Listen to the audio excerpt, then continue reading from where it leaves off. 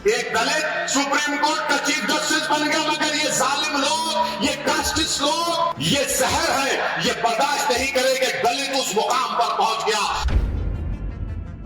कहां है वो कोर्ट, कहां है वो वकील जो आज एहतजाज क्यों नहीं कर रहे?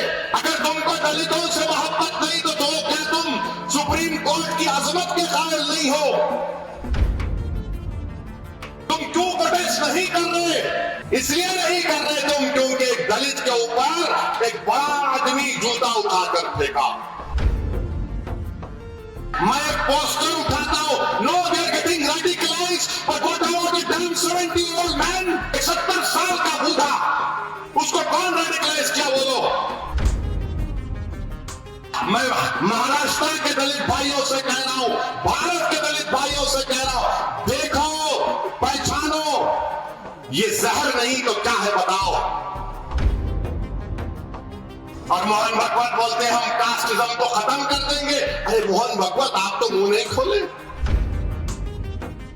सबसे ज्यादा दलितों पर जुल्म उत्तर प्रदेश में हुआ, 15,100 के ऊपर केसेस यूपी में है।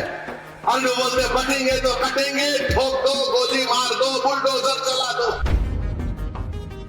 कमजोरों को कमजोरों के साथ रहना चाहिए, उनके गम को समझना चाहिए, उनकी तकलीफ को अपनी तकलीफ समझनी चाहिए। और फिर आप देखते हैं कि दलितों पर जुल्म बड़ा हो रहा।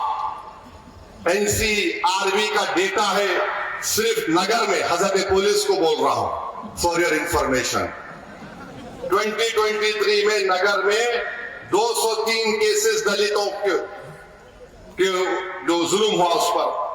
दलित महिलाओं पर जुल्म हुआ 38 केसेस, पॉक्सको के केसेस 13 केसेस, रेप हुए खवातीन का 44 केसेस। उत्तर प्रदेश जहां पे और एक बाबा है, गोली मारो, बटेंगे तो कटेंगे।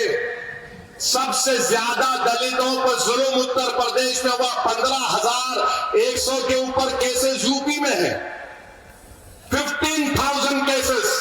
और लोग बोलते बटेंगे तो कटेंगे, ठोक दो, गोली मार दो, बुलडोजर चला दो।